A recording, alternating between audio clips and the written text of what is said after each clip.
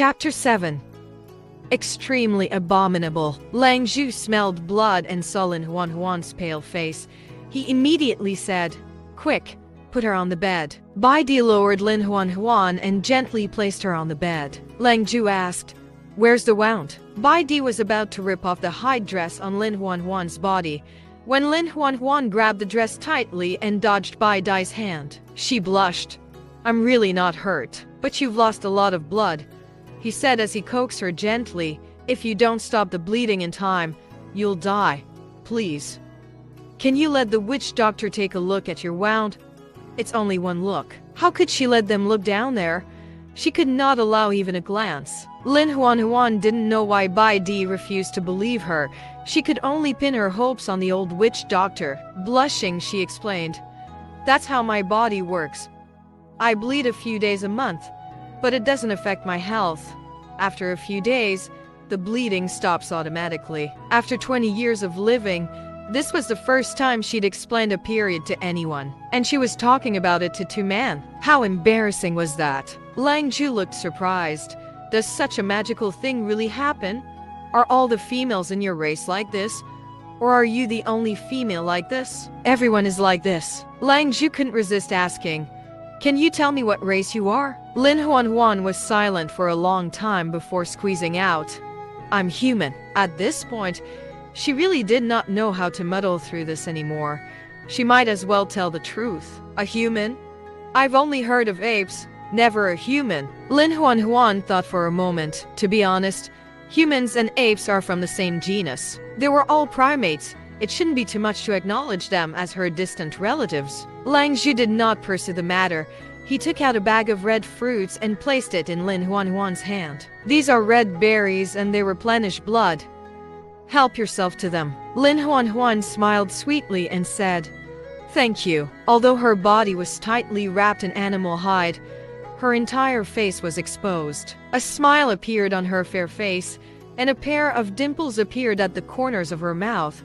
Her clear and bright eyes seemed so serene and gentle, as though they were filled with water from Fairy Lake. She was extremely beautiful. Surprise flashed in Lang Zhu's eyes. Such a beautiful female was really rare. What was even rarer was that she also seemed to have a good personality. She didn't have the arrogance and willfulness of other females. A bold thought suddenly occurred to Lang Zhu. Why not introduce Xuangyun to her? The more he thought about it, the more he felt that this would work. However, he pretended to be nonchalant as he said to Lin Nuannuan, "Although you said that you're not injured, you still have to stay here so that we can ensure your safety. I'll come and take a look at your health tomorrow morning." Lin Nuannuan couldn't make up her mind. She looked at Bai Di. "What do you think?" Bai Di was unwilling to stay long in the wolf tribe, but Lin Nuannuan's health was more important than anything else. He touched Lin Nuannuan's face. "You can stay here in peace. I'll be with you." Lin Nuannuan ate a red berry. It was sour and sweet. It was delicious. She held one to his lips. "You have some too." He shook his head. "It's for you. You're hurt and need these berries for your health. I'm not injured. You're the one who's really injured." Lin Nuannuan pointed to the wounds on his arms and looked at him seriously. "You're the one who needs to heal." Unable to dissuade her, Bai Di ate a single red berry and refused to eat any more. Looking at the loving appearance of the two of them, Lang Zhu was even more determined to make Lin Nuannuan help persuade Xuangyun. Such a cute female was rare. If Xuangyun missed her, he would definitely regret it for the rest of his life. In order to solve the problem of her blood leaking, Lin Nuannuan tried to make underwear for herself. Unfortunately, her skills were too poor, and the underwear she made could not be worn at all. In the end, it was Bai Di who couldn't stand it any longer and made her a small piece of underwear. The underwear made of animal hide wrapped around her hips, making her bottom look even rounder and perkier. Unable to resist, he reached out and touched it.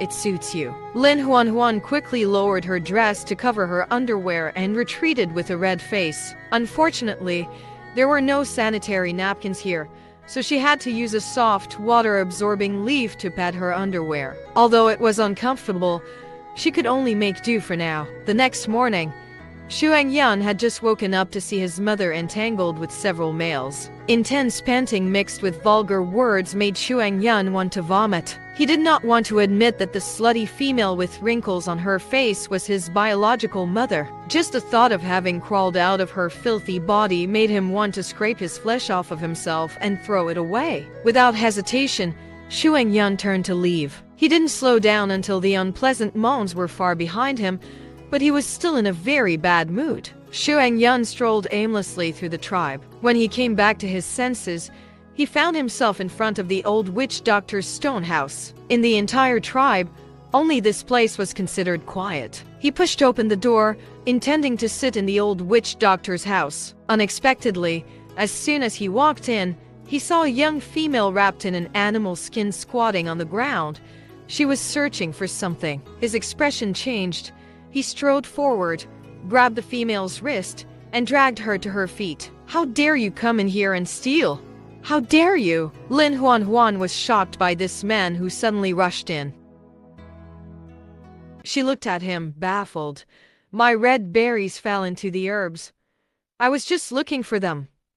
I wasn't trying to steal anything." The man in front of her was very handsome.